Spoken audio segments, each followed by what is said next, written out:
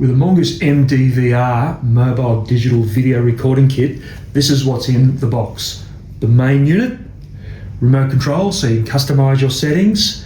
Importantly, your key for locking the SSD into the unit, main power harness, GPS antenna, cable so you can connect the black box to a monitor.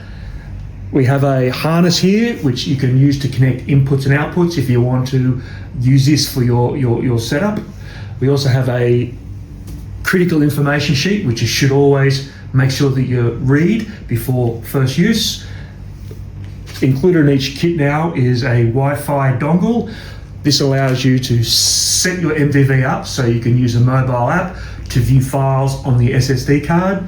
Each unit comes with a USB stick, and on this USB stick there's the main manual plus a program so you can put a video player onto your PC. And most importantly, each unit comes with a SATA card connector so you can take your SSD out of the system, plug it into your PC so you can view the files on your PC via the program player.